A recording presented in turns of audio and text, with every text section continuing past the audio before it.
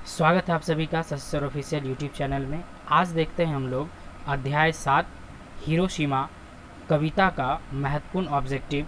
कवि हैं सच्चिदानंद हीरानंद वात्स्यायन, अज्ञेय इनका उपनाम है। चलिए, सबसे पहला जो क्वेश्चन है, क्वेश्चन क्या पूछ रहा है कि अज्ञेय किनका उपनाम है। थोड़ा देर पहले अभी हम लोग शीर्षक में ही देखे थे, अज्ञेय किनका उपनाम है। रामधारी सिंह दिनकर का, घनानंद का, सच्चिदानंद हीरानंद वात्स्यायन का। तो अभी तुरंत हम लोग देखे थे कि इनका उपनाम है सच्चिदानंद हीरानंद वात्स्यायन, या इनका उपनाम क्या है, अज्ञेय। चलिए, सेकंड क्वेश्चन क्या है कि अज्ञेय का जन्म कब हुआ। अज्ञेय का जन्म कब हुआ। अगर आपने जीवनी इनकी देखी है तो स्पष्ट होगा, नहीं देखी है तो प्लीज़ प्लेलिस्ट में जाकर ज़रूर देख लें। सबसे पहला ऑप्शन है 6 मार्च 1911, फिर है 7 मार्च 1911, इसके बाद है 8 मार्च 1911, और जो अंतिम विकल्प है 9 मार्च 1911। ठीक है, तो इनका जन्म तिथि है ऑप्शन बी सही है, 7 मार्च 1911 इनका जन्म हुआ था कसेया कुशीनगर उत्तर प्रदेश में। चलिए, क्वेश्चन नंबर तीसरे की ओर बढ़ते हैं। तीसरा क्वेश्चन क्या कहता है, हिरोशिमा कहाँ है। हिरोशिमा जिसकी चर्चा इस कविता में है वो किस देश में पड़ता है, शहर है। चलिए देखते हैं, ऑप्शन ए है चीन, बी रूस, सी जापान, या डी अमेरिका। ठीक है, तो आपका ऑप्शन कौन सा सही है, जापान। सी वाला जो ऑप्शन है सही है।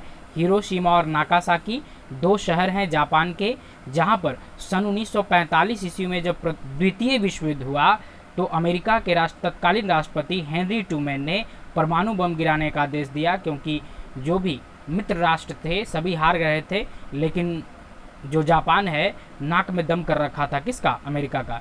इसीलिए जापान के शहर हिरोशिमा और नागासाकी पर परमाणु बम गिराया गया अमेरिका के द्वारा। चौथा क्वेश्चन है, कविता में सूरज किसे कहा गया है। ठीक है, सूरज को ही, चांद को, परमाणु बम को, या हाइड्रोजन बम को। तो याद कीजिए, कविता की पंक्तियों में हमने पढ़ा था, एक दिन सहसा सूरज निकला, अरे क्षितिज पर नहीं नगर के चौक, यानी नगर के चौक पर जो परमाणु बम फूटा उसी को कवि ने क्या बताया है, सूरज, क्योंकि उसमें इतनी तेज इतनी गर्मी थी कि उसकी तुलना सूरज से की जा सकती है। इसलिए ऑप्शन सी आपका क्या होगा, सही होगा। चलिए, 5वां क्वेश्चन देखते हैं, अज्ञेय का नाम किस काव्यवाद से जुड़ा है। जैसे काव्य में होता है ना, छायावाद है, प्रयोगवाद है, उत्तरवाद है, तो उसी प्रकार से इनका नाम किस वाद से जुड़ा है। तो सबसे पहला ऑप्शन है रहस्यवाद, दूसरा है प्रयोगवाद, छायावाद, या फिर प्रगीतवाद। तो आपका ऑप्शन जो बी है वो सही होगा, प्रयोगवाद, क्योंकि ये अपनी कविताओं में जो है बहुत ज़्यादा प्रयोग किया करते थे, आधुनिक युग के कवि होने के कारण। अगला क्वेश्चन है, शेखर एक जीवनी किस विधा की रचना है, या किस विद्या की रचना है। ठीक है, किस विद्या की रचना है। तो आपके पास ऑप्शन है निबंध है, उपन्यास है, नाटक है, या आत्मकथा है। तो आपका ऑप्शन बी सही है। जब भी सच्चिदानंद हीरानंद वात्स्यायन की बात आएगी तो शेखर एक जीवनी, जो कि इनका उपन्यास है, बहुत ज़्यादा प्रसिद्ध है। इनकी प्रसिद्धि का एक बहुत बड़ा कारण शेखर एक जीवनी भी है। चलिए, नेक्स्ट हम लोग क्वेश्चन देखते हैं, सूरज कहाँ से निकला। तो कविता की फिर से पहली पंक्ति है, याद कीजिए, एक दिन सहसा सूरज निकला, अरे क्षितिज पर नहीं नगर के चौक।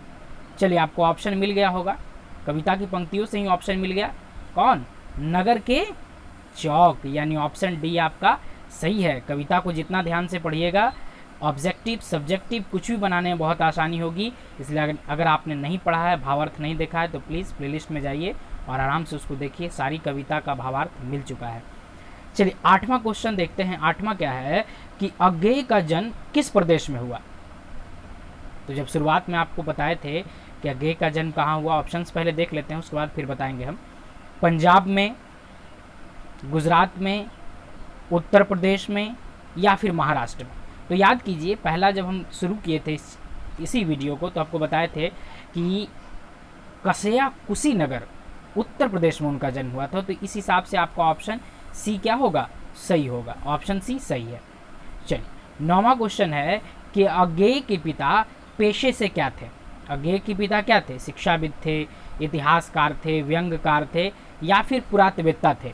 तो इनकी जब जीवनी हमने बताया था तो उस समय इस बात का जिक्र था कि उनके पिता पेशे से क्या थे? पुरातत्ववेत्ता थे, पुरातात्विक चीज़ों की बहुत ज़्यादा खोजबीन करते थे। नेक्स्ट क्वेश्चन क्या है कि कौन सी कृति अज्ञेय की नहीं है? यानी यहाँ जो रचनाएं दी गई हैं उसमें से अज्ञेय की रचना कौन सी नहीं है? भग्नदूत अज्ञेय की ही रचना है, चिंता अज्ञेय की रचना है। इसके बाद अगर विप्तगा की बात की जाए, विप्तगा, तो ये भी अज्ञेय की रचना है। तो इस हिसाब से ऑप्शन जो सी है आपका मैच नहीं करता है। ऑप्शन सी जो है नीलिमा, इनकी रचना नहीं है। चलिए एक और क्वेश्चन 11 देख लेते हैं, भाप कौन बन गया? तो इसमें भी कविता की पंक्ति याद कीजिए, मानव ही सब भाप हो गए, छायाएं तो अभी लिखी हैं।